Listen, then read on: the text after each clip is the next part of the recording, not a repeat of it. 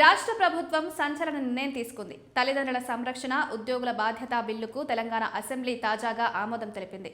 వృద్ధులైన తల్లిదండ్రుల సంక్షేమాన్ని పరిరక్షించేందుకు రాష్ట్ర ప్రభుత్వం శాసనసభలో తెలంగాణ ఉద్యోగుల జవాబుదారీతనం, తల్లిదండ్రుల పోషణ పర్యవేక్షణ బిల్లు 2026ను ప్రవేశపెట్టింది. ఈ బిల్లుకు ఆమోదం లభించింది. దీని ప్రకారం పేరెంట్స్ను పట్టించుకోని ఉద్యోగి వేతనంలో 15% కోత విధిస్తారు.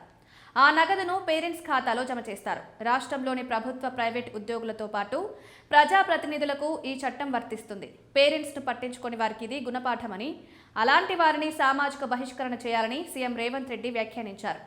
పిల్లల కోసం తల్లిదండ్రులు తమ శక్తిని ధారపోస్తారని, కానీ పిల్లలు మాత్రం రెక్కలొచ్చిన తర్వాత తల్లిదండ్రులను పట్టించుకోవడం లేదన్నారు.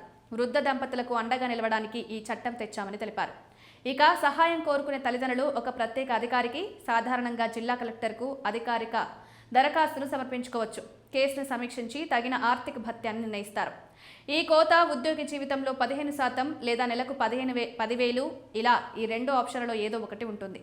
దరఖాస్తులను తల్లి, తండ్రి విడివిడిగా లేదా ఉమ్మడిగా సమర్పించుకునే అవకాశం ఉంది.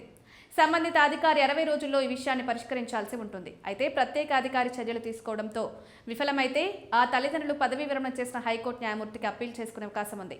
జవాబుదారీతనం, నిబంధనలు పాటించడాన్ని నిర్ధారించడానికి ఈ న్యాయమూర్తి రాష్ట్ర స్థాయిలో కమిషనర్గా వ్యవహరిస్తారు.